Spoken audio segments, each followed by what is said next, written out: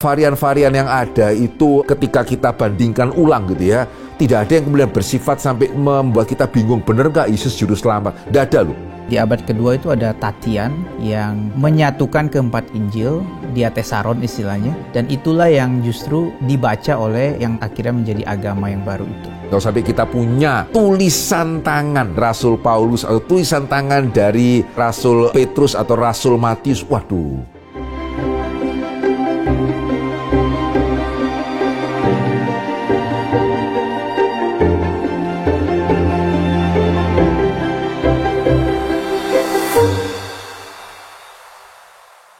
Selamat datang di Fokus Q&A, Fondasi Kekristenan untuk Semua, program yang memfasilitasi iman kita dalam mencari pengertian, menuju orang Kristen yang dewasa.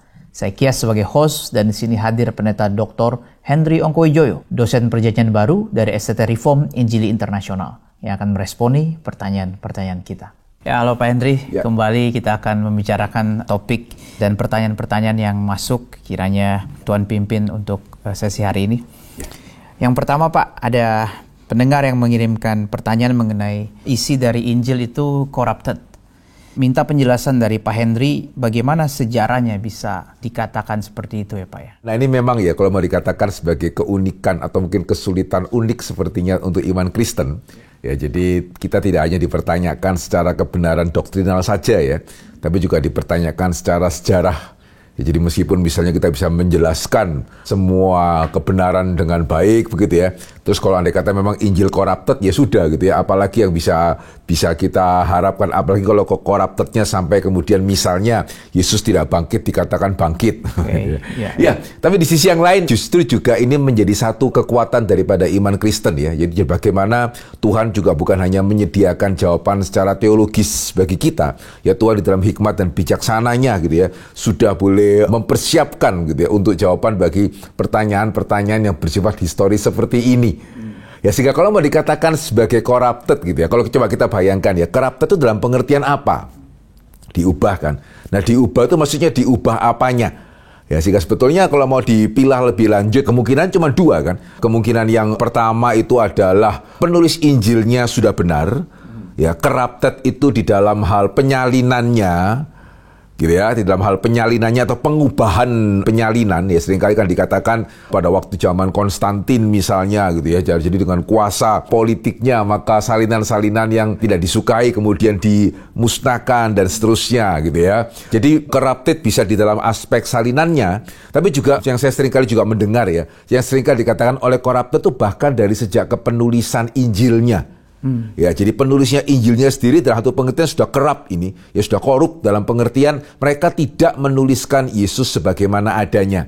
Ya, jadi ada dua lapis ya, karena memang kemungkinan cuman ini kan, kalau mau dikatakan Injil itu corrupted, ya berarti entah corrupted ketika disalin atau ya corrupted ketika ditulis. Ya kan, tidak ada kemungkinan yang lain.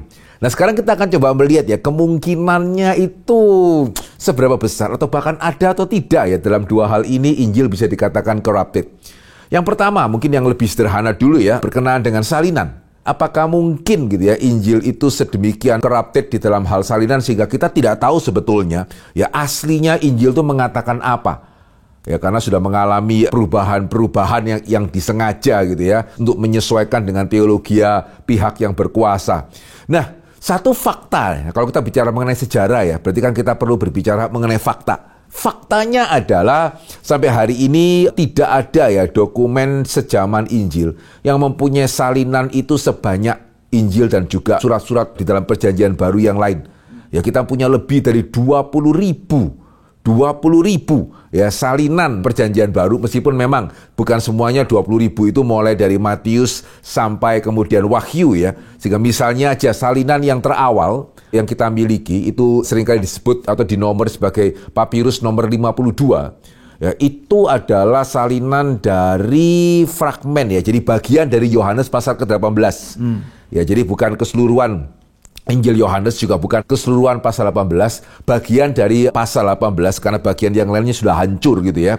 Nah, tetapi papirus nomor 52 sendiri itu hari ini secara kesepakatan mayoritasnya ya dianggap ditulis sebelum tahun 150. Ya itu berarti sangat-sangat awal sekali. Ya, dan tadi saya mengatakan meskipun memang dari 20.000 salinan itu tidak semuanya mulai Matius sampai Wahyu ya. Yang mulai Matius sampai Wahyu ya juga banyak. Nah, keberadaan salinan ini kan penting sekali ya. Ya, sehingga kalau kita hanya mempunyai 5 salinan dan katakanlah 5 salinan ini berbeda 3. Apakah mungkin kita bertemu salinan yang keempat yang berbeda 4? Kemungkinan cukup besar. Ya, tapi kalau salinannya itu banyak, bisa dikatakan dalam satu pengertian semua perubahan atau semua varian atau perbedaan yang mungkin ya sudah ada di situ tuh. Ya, karena salinannya ada begitu banyak. Dan ini juga ya kalau kita belajar mengenai kritik teks. Satu hal yang ditemukan ya oleh para ahli kritik teks Perjanjian Baru, mereka menemukan bahwa sekali varian itu ada. Ya, katakanlah pada waktu saya menyalin nih, gitu ya, saya kurang tepat sedikit. Kalau kita melihat ya di dalam Yohanes pasal yang ke-20, ayat yang ke-31 ya. Tetapi semua yang tercantum di sini telah dicatat supaya kamu percaya bahwa Yesuslah Mesias, Anak Allah, dan supaya kamu oleh imanmu memperoleh hidup dalam namanya. Nah, ini sekaligus juga mungkin memberikan gambaran ya mengenai perubahan atau varian itu seperti apa. Jangan dipikirkan varian itu misalnya naskah aslinya Yesus mengatakan aku bukan air hidup atau bukan roti hidup, dalam naskah salinannya aku adalah air hidup. Gak seperti itu loh ya. Itu satu anggapan yang sepenuhnya salah. Nah, di dalam ayat ini ya variannya di mana? Variannya itu ada di dalam kata percaya. Ya, supaya kamu percaya. Nah, variannya itu dalam bentuk apa? Vikaris Kias, variannya itu sebetulnya ya hari ini ada 2 varian yang sangat kuat sehingga kita tidak bisa menentukan atau belum bisa menentukan ya. Sebetulnya yang naskah aslinya yang ditulis oleh Yohanes itu seperti apa? Yaitu kata percayalah tadi, ada naskah yang memakai bentuk auris. Nah, itu yang diterima oleh LAI ya. Sehingga LAI kan menerjemahkan supaya kamu percaya. Ya, tetapi ada sebagian naskah yang lain yang cukup kuat juga sebetulnya memakai bentuk present. Sehingga kalau mau diterjemahkan ya supaya kamu itu terus percaya. Nah, sehingga ini namanya varian. Ya, dan kalau saya boleh tanya ya, andai kata yang mana yang betul pengaruhnya apa ya? Supaya kamu percaya dengan supaya kamu terus dan semakin percaya. Ya, pastinya tidak, bukannya sama sekali tidak ada pengaruhnya begitu ya. Tetapi ya mau sampai menggoncangkan bagaimana begitu. Gitu ya, mau sampai menggoncangkan bagaimana. Nah, yang tadi saya katakan, ya, begitu satu varian itu muncul, katakanlah, ya misalnya saja gitu ya, yang asli itu adalah yang auris. Ya, nah, di dalam kata Yunaninya ya, itu kalau auris, itu kata Yunaninya pisteusete. Ya, bentuk presentnya itu pisteuete. Gitu ya, jadi hanya beda, bukan beda satu kata ya, beda satu huruf. Ya, itu sudah cukup untuk memberikan terjemahan yang berbeda ya, karena kan memang grammar ya, tata bahasa Yunani itu sangat ketat ya, lebih ketat bahkan dalam bahasa Inggris ya, sehingga beda satu huruf itu terjemahnya bisa beda ya, sehingga andai kata misalnya saja gitu ya, yang Yohanes ketika dia menuliskan pisteusete ya, saya pada waktu menyalin kelupaan nih S-nya nih gitu ya, pisteuete. Nah, bukti tekstual itu menunjukkan ya, sekali saya ya dalam satu pengertian kan saya kurang tepat ya menyalinnya ya. Nah, kesalahan itu kemudian akan bertahan. Ya sederhananya karena pada waktu itu tidak ada tip X ya. Wah, ini salah nih gitu. Kemudian atau bahkan juga mungkin saya tidak menyadari. Gitu ya, tidak menyadari bahwa saya itu salah menyalin. Ya, sehingga varian yang ada itu biasanya akan bertahan. Kenapa? Ya, selain daripada tadi ya, penyebab-penyebab bahwa menghapuskan kesalahan tidak semudah sekarang kita tinggal delete dan seterusnya gitu ya. Tetapi juga yang kedua ya, waktu itu gereja ya 300 tahun pertama itu mengalami penganiayaan, bukan pihak yang menganiaya. Ya, kita tidak mempunyai gereja waktu itu tidak mempunyai kuasa gitu ya, bahwa wah yang betul itu ternyata pisteusete ya, sehingga semua naskah yang pisteuete bakar gitu ya. Gereja tidak berada dalam posisi yang seperti itu. Ya, tidak mempunyai kuasa bahwa yang saya tidak setuju berarti salah, harus kemudian dimusnahkan. Gereja itu dianiaya. Ya, sehingga bagaimana bisa kemudian mengharuskan dan gereja waktu itu menyebar dengan sedemikian cepat. Ya, sehingga bagaimana caranya misalnya gereja di satu, katakanlah misalnya gereja Yerusalem atau gereja Roma ya, tidak bisa mempunyai kuasa untuk mengharuskan gereja di wilayah yang lain untuk mengubah, menyesuaikan. Dan yang kedua, ini juga yang sangat mengherankan ya. Meskipun gereja itu berada dalam penganiayaan, penyebaran itu terlalu cepat. Sehingga begitu misalnya saya membuat salinan yang kurang tepat tadi, sangat mungkin tidak lama kemudian ada sebagian gereja yang menyalin punya saya. Ya, sementara gereja yang lain menyalin yang aslinya.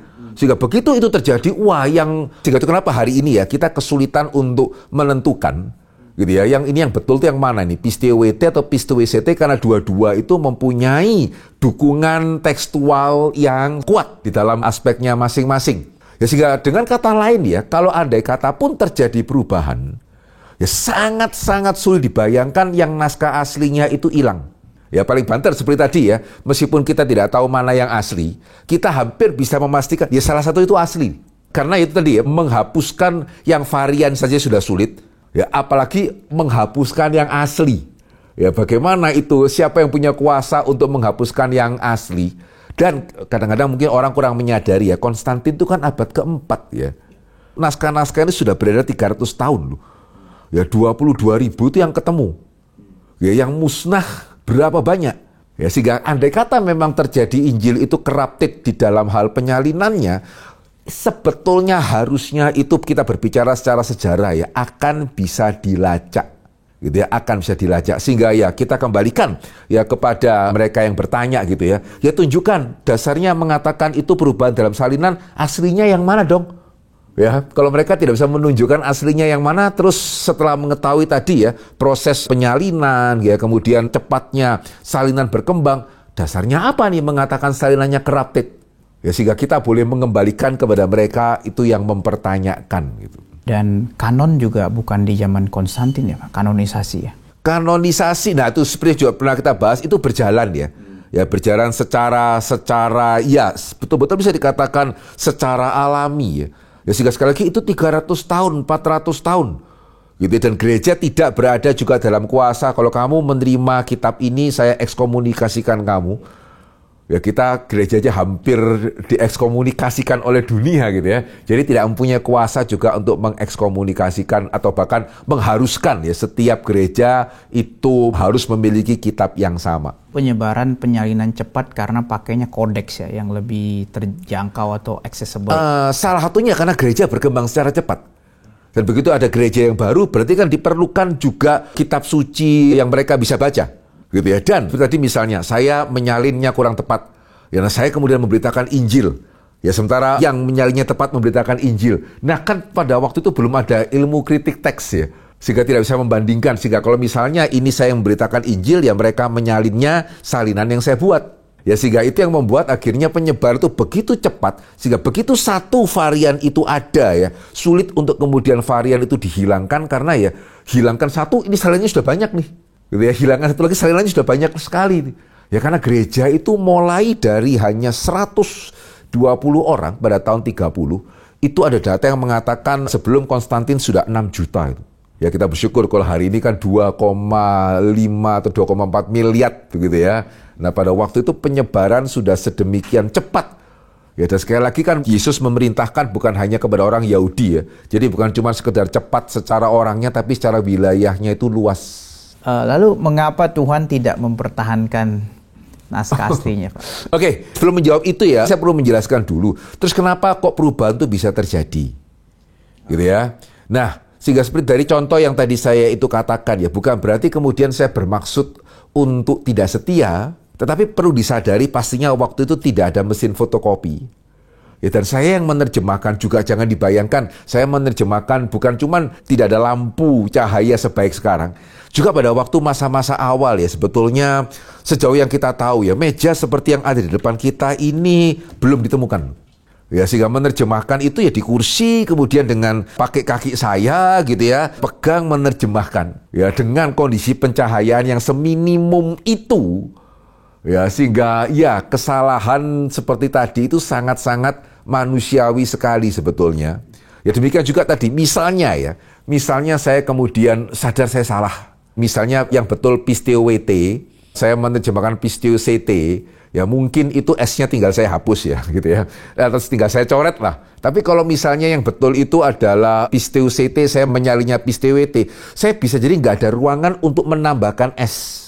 Ya sehingga saya mungkin harus kasih footnote. Nah footnote ini sehingga kadang-kadang pada waktu ya tulisan atau salinan saya disalin, kadang-kadang penyalinan berikutnya itu bisa tidak jelas. Ini footnote itu dalam pengertian koreksi, ya harus mengganti ataukah ini sebetulnya berupa apa ini?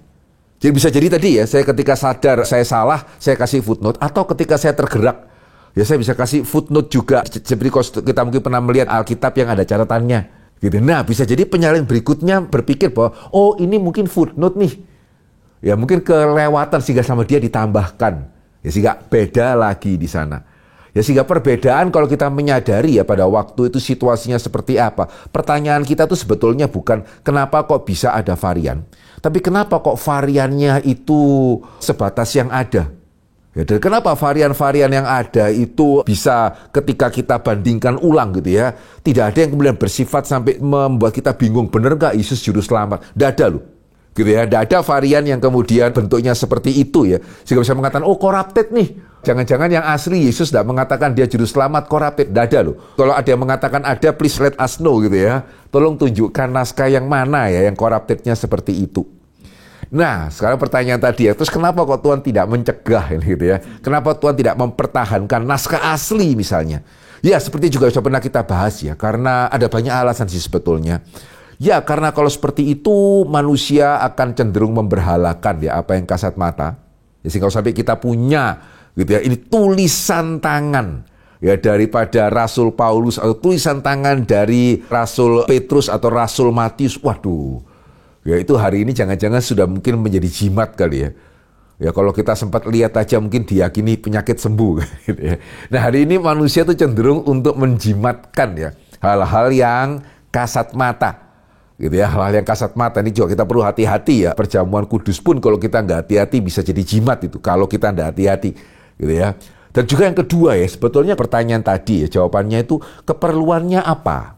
Ya sehingga dalam hal ini ya pertanyaan tadi itu mengingatkan saya pada cerita orang kaya dan Lazarus yang miskin. Kemudian orang kaya itu minta kepada Abraham, suruhlah Lazarus pergi ke rumah saudara-saudaraku. Ya supaya saudara-saudaraku tidak mengalami nasib seperti aku yang sekarang binasa ini. Ya jawaban Bapak Abraham sangat baik dan saya rasa juga bisa mewakili ya. Kepada mereka ada tulisan Musa. Kalau mereka tidak percaya kepada tulisan Musa, Lazarus bangkit pun itu tidak akan meyakinkan mereka. Demikian pula, salinan-salinan yang ada sangat bisa dipertanggungjawabkan. Andai kata mereka tidak percaya pun, ya mereka ada naskah asli juga bisa mengatakan corrupted. Ya karena tadi ya, bahkan ada kemungkinan yang kedua, ini Vicaris Kias. Ya bukan sekedar salinannya ya, yang dibilang corrupted. Ya tetapi penulis Injilnya yang corrupted. Ya sehingga seandainya pun ada naskah asli, ya kalau penulis Injilnya corrupted, ya mau ngapain? Ya sehingga kenapa tadi saya mengatakan andai kata pun ada naskah asli ya, tidak akan mengubah apa-apa kok. Orang yang tidak percaya ya tidak akan percaya, gitu ya, karena mereka akan mengatakan bahwa penulis Injilnya corrupted. Padahal sebetulnya ya tuduhan kedua, izinkan saya memakai kata tuduhan ya. Ya ini tuduhan loh sebetulnya.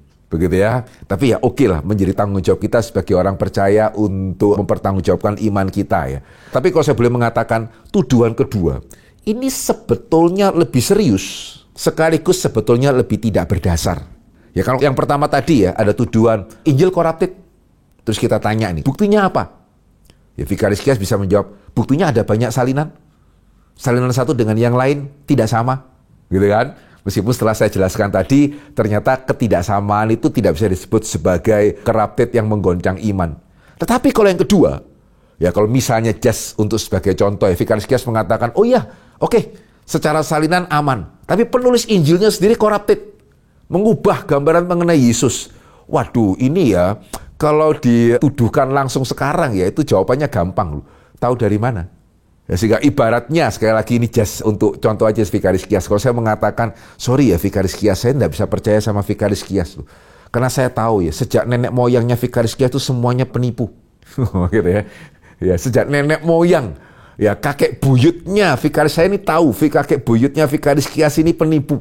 Ya, sehingga sorry ya, saya tidak bisa percaya kepada Anda begitu. Dan ketika ditanya kembali, loh, Pak Hendri tahu dari mana? Ya bahkan andai kata pun ya, kalau saya mengatakan Pak Kias ini penipu, itu pun saya harus menjelaskan tahu dari mana nih. Ya, bisa nggak saya jawab, oh ya karena kemarin malam Tuhan berbicara kepada saya. Ya Vicaris Kias ini penipu nih. Itu pun sudah, saya nggak tahu ya apakah masih perlu dibahas ya. Apalagi kalau saya bilang, oh ya karena Tuhan kemarin berbicara kepada saya ya. Ya termasuk bukan cuma Vicaris Kias ya, Tuhan mengatakan kepada saya begitu ya bahwa sampai kakek buyutnya Vicaris Kias semuanya penipu. Ya saya ingin tahu ya kalau tuduhan seperti ini disidangkan di sidang manapun juga, ya kira-kira hasilnya akan seperti apa itu.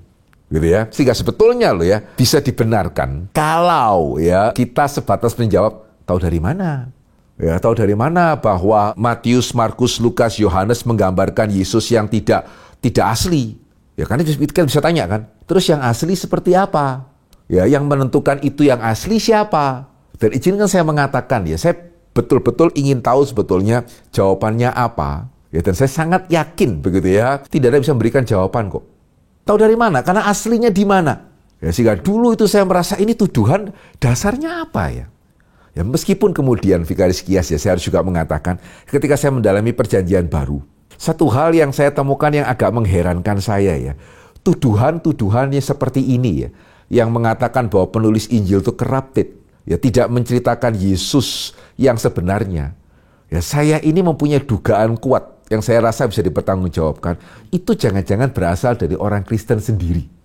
Kenapa saya bisa mengatakan hal seperti ini? Ya karena, sekali lagi saya di perjanjian baru ya, saya mempelajari juga studi kritis mengenai perjanjian baru. Ketika saya membandingkan ya, khususnya ya dengan kritik bentuk, kalau mau dikatakan Rudolf Bultmann, gitu ya, Martin Dibelius, yang menarik adalah, kok ini dugaan tuduhannya sama ini? Ya, kecurigaannya sama. Ya misalnya aja ya, ada yang mengatakan penulis Injil kerap karena mereka mengganti gambaran Yesus itu seturut gambaran Helenistik, gitu ya. Itu persis seperti yang dikatakan oleh orang-orang Kristen pada waktu itu ya, ahli-ahli Kristen pada waktu itu, ya mengatakan bahwa tahu dari mana, kenapa Yohanes kok bisa mengatakan pada mulanya adalah firman. Waduh, itu kalau kita baca ya, maksudnya tulisan Bultmann lah, tulisan komentari daripada Martin Dibelius, mereka berusaha menunjukkan latar belakang ya tadi. Oh, ini mempelajari mungkin dari agama kafir ini. Oh, ini mempelajari dari agama kafir itu. Yang sebetulnya ya kalau mau dikatakan ya, itu agak ketinggalan sehingga hari ini tidak lagi kemudian dipelajari karena sejak penemuan Dead Sea Scroll ditemukan bahwa sebetulnya apa yang dikatakan itu juga dikatakan di dalam gulungan laut mati, yang pasti itu sudah ditulis sebelum tadi pengaruh-pengaruh tadi itu. Gitu ya. Jadi bukan Yohanes meminjam dari kafir ini, kafir itu. Karena sebelum agama-agama kafir atau filsafat-filsafat Helenistik ini ya, Dead Sea Scroll itu sudah zaman yang lebih awal. Ya, dan apa yang diajarkan oleh Yohanes yang adalah orang Yahudi, gitu ya, Rasul Yohanes kan orang Yahudi nih, gitu ya. Ya, ternyata sudah ada latar belakangnya di sini. Sehingga itu kenapa sebetulnya hari ini itu ya bisa dikatakan nyaris tidak ada ya di antara teolog-teolog yang mau kritis seperti apapun yang masih memakai cara seperti itu. Gitu ya. Nah, dan kalau saya boleh jelaskan sedikit ini Vikaris Kias, kenapa ya pada waktu itu para teolog Kristen berpikir seperti itu? Sebetulnya latar belakangnya bisa dimengerti. Ya karena mereka itu hidup di mana di saat itu modern sedang sangat kuat. Rasionalistis sudah sangat kuat, salah satunya karena Renaissance, gitu ya. Ya sehingga mereka, ya kalau saya boleh mengatakan kesalahannya, mereka malu akan Injil. Ya karena pada waktu itu ya, ketika zaman modern, ya kita mesti pakai rasio. Ya mana bisa lah 5 roti 2 ikan kasih makan 5.000 orang. Ya mana bisa lah orang mengatakan saya akan kembali di awan-awan. Ya mana bisa lah orang berjalan di atas air. Ya sehingga pada waktu itu ya memang tekanan bagi kekristenan, apalagi kan memang ya profesor-profesor ini kan dunianya akademis, gitu ya. Dan tadi saya mengatakan tekanan itu kan paling kuat di dalam dunia akademis. Ya kalau kita misalnya sebagai atau jemaat awam, ya pokoknya saya percaya seperti itu, gitu. Mungkin masih bisa lolos. Ya tapi kalau sudah masuk dalam dunia akademis, ini profesor bicara sama profesor. Ya kemudian profesor yang ateis misalnya atau yang percaya evolusionis misalnya mengatakan, serius nih, kamu masih percaya ya ada bayi lahir itu malaikat nyanyi, gitu ya. Ya sehingga kita bisa dalam satu pengertian itu memahami juga ini Vikaris Kias ya. Wah ini mau jawab apa ya? Ya sehingga pada waktu itu ya timbul kalau hari ini dalam istilah kita ya gerakan liberal. Kalau mau dibilang tujuannya itu ada positifnya enggak ya? Kalau mau dibilang tujuannya juga ada positifnya. Karena mereka khawatir ini Vikaris Kias. Ya mereka khawatir ini kalau nanti seperti ini terus, jangan-jangan ya iman Kristen itu akan dianggap bodoh, ya percaya hal-hal yang superstitious, ya percaya hal-hal yang tidak masuk akal, ya sehingga ya kalau kita mau ngomong secara dalam tanda kutip sekali positifnya, mereka berusaha menyelamatkan kekristenan ini, ya supaya jangan kemudian dianggap bodoh. Karena kalau sampai hal itu terjadi, lama-lama kekristenan dianggap nggak relevan, lama-lama kekristenan akan ditinggalkan. Ya, sehingga demi supaya kekristenan itu tetap relevan, ya sesuatu hal itu harus dilakukan. Nah, salah satunya yang dilakukan adalah mereka pada waktu itu berusaha menyelamatkan Yesusnya. Gitu ya, menyelamatkan Yesusnya sehingga jangan sampai kemudian Yesusnya yang kena ini. Ya, karena kalau begitu Yesusnya kena, ya kekristenan pasti sudah nggak relevan lagi. Nah, bagaimana cara menyelamatkan Yesusnya? Nah, ini ya salah satu jalan yang diambil itu adalah melemparkan kesalahan kepada penulis Injil. Ya, dan sekaligus berusaha memberikan tafsiran yang orang-orang modern bisa terima.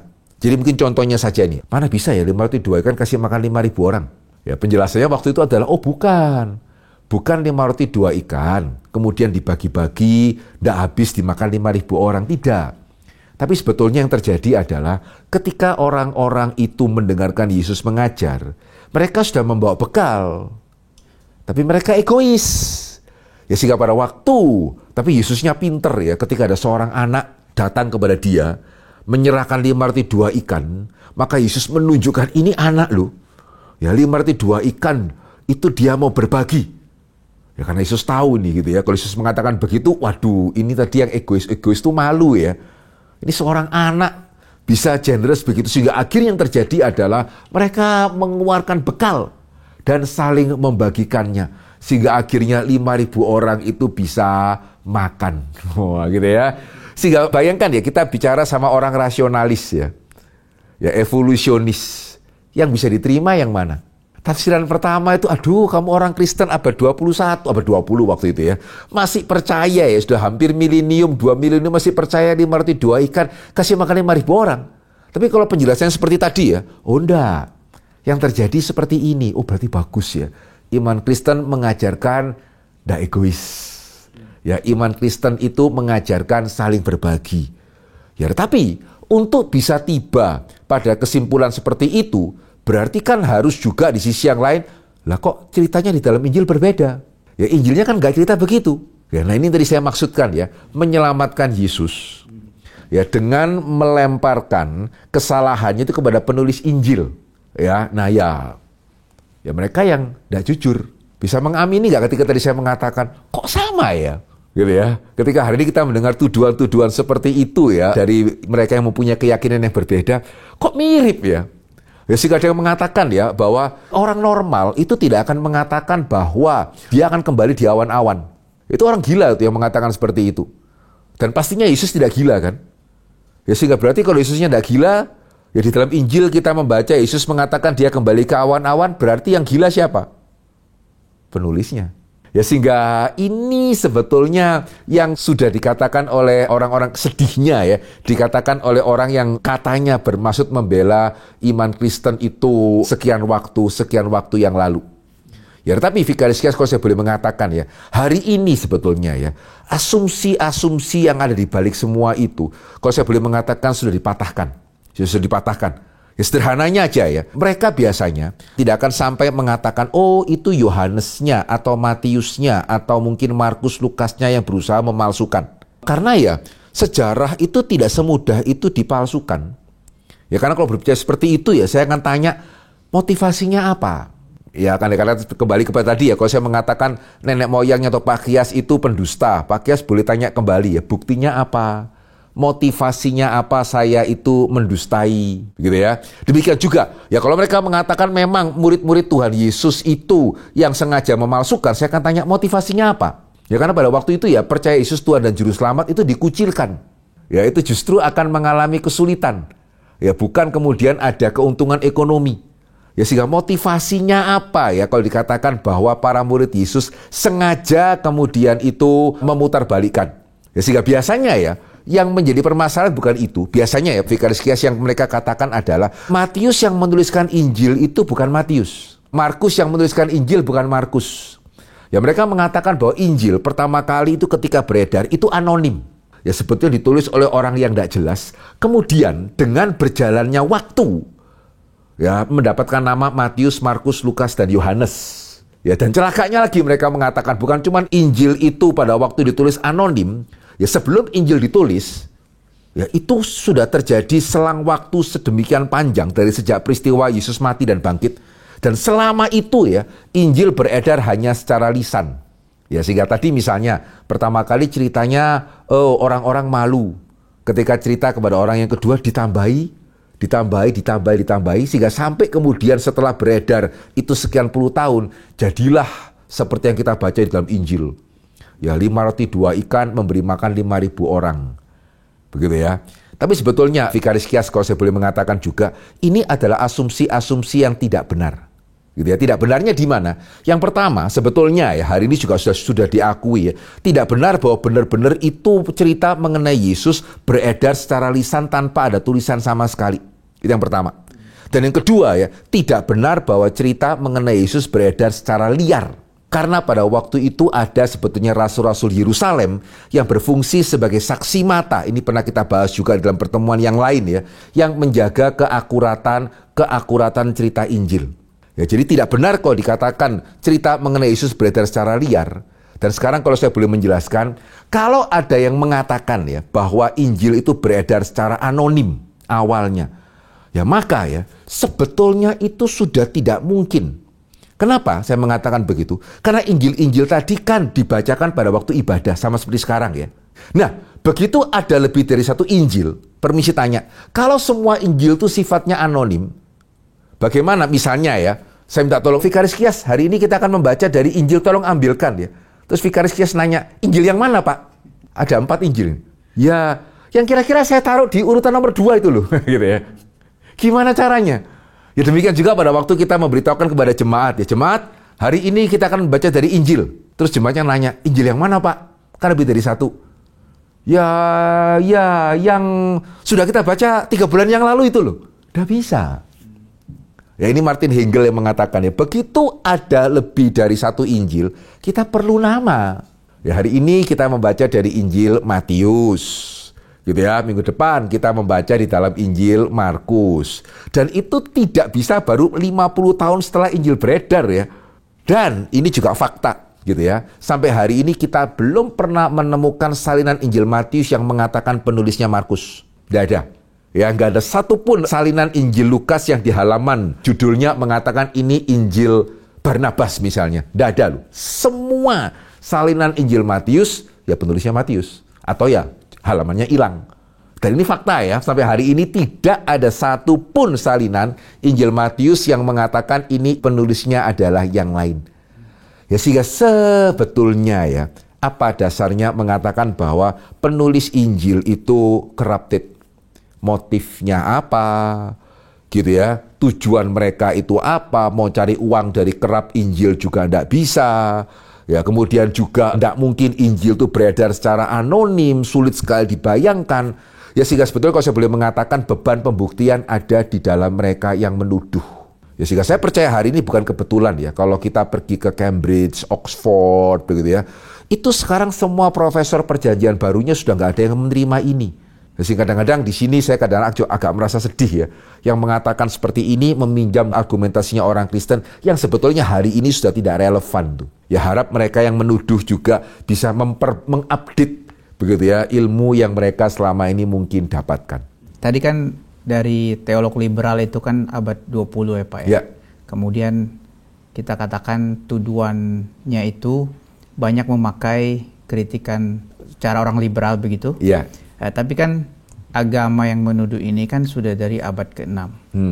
Dan saya asumsi mereka sudah menuduhnya itu sebelum abad ke-20 bahwa Injil itu corrupted. Nah, saya pernah baca di abad kedua itu ada Tatian yang menyatukan keempat Injil, diatesaron istilahnya. Dan itulah yang justru dibaca oleh yang akhirnya menjadi agama yang baru itu. Jadi di sejarah itu bagaimana sampai akhirnya mereka tidak bisa percaya ini atau hanya ambil sebagian lalu menuliskan kitab suci yang baru. Oke, baik. Ini terima kasih sebelumnya itu klarifikasinya. Betul sekali. Jadi kalau tuduhan bahwa Injil itu corrupted, pastinya tidak berasal dari abad 20. Tapi tadi yang saya mengatakan itu argumennya. Oke, argumen. Gitu ya, argumennya. Karena kan nggak bisa sekedar menuduh kitabmu korup. Ya sih katanya, oke, yang saya mengatakan tadi itu persamaan tuh argumennya kok mirip ya. Begitu ya, argumennya itu kok mirip sekali sehingga apakah berasal dari sana. Nah, Nah, kalau seperti itu ya, sebetulnya kita harus menanyakan kembali. Ya, karena sejauh yang saya bisa mengatakan ya, Tatian Diatesaron itu tidak kemudian mengatakan hal yang berbeda di dalam Injil, gitu ya. Tatian Diatesaron itu sebetulnya ya karena ini 4 Injil, dia mencoba untuk kemudian kalau dipersatukan yang seperti kalau hari inilah kita misalnya cerita Natal. Yesus ketemunya dengan gembala dulu nih, tidak mungkin ketemunya dengan orang Majus dulu. Gitu ya, karena ketemu dengan orang Majusnya itu Yesusnya sudah dalam rumah. Nah, sebetulnya lebih seperti itu ya. Kronologi gitu ya. Iya. Ya, jadi kelihatannya Yesusnya kesini dulu nih, baru kemudian ini. Gitu ya. Jadi sebetulnya membaca Diatesaron pastinya ya, tidak mungkin membuat kita tiba pada kesimpulan bahwa wah, ini penulis aslinya ini korup nih. Justru karena Tatian itu mengcombine Injil yang ada. Combine, ya. Nah, kalau begitu ya mungkin ada baiknya kita kembalikan sekali lagi ya. Kalau tadi misalnya, oh enggak Pak, Bapak tidak benar, kami tidak mengambil dari teolog liberal. Oke, kalau gitu bolehkah beritahu alasannya apa? Gitu ya kan, dari apa yang saya dengar gitu ya di beberapa channel YouTube, seringkali setiap waktu saya bandingkan dengan tuduhan dari teologi liberal kok sama ini. Gitu ya. Kalau bukan salinannya dianggap kerap, ya kemudian juga penulisnya dianggap kerap dan tujuannya kok juga sama, Helenistik lah dan seterusnya. Dan juga seringkali itu Konstantin gitu ya pada abad yang keempat dan seterusnya gitu ya. Padahal historically speaking itu sangat sulit dipertahankan. Oke, baik. Terima kasih Pak Hendry untuk jawabannya. Ya, kiranya bisa menjadi berkat. Kita bersyukur pertanyaan-pertanyaan sudah boleh dijawab, tapi kalau saudara masih mempunyai pertanyaan yang lain, silakan mengirimkan pertanyaan Anda melalui WhatsApp atau komen di YouTube. Link kelas fokus episode 1-22 yang membahas dari penciptaan sampai eskatologi bisa didapatkan di dalam kolom deskripsi. Jika saudara mendapat berkat dari program ini, silakan men-share kepada yang lain. Mari kita bersama bertumbuh menjadi orang Kristen yang dewasa. Tuhan memberkati.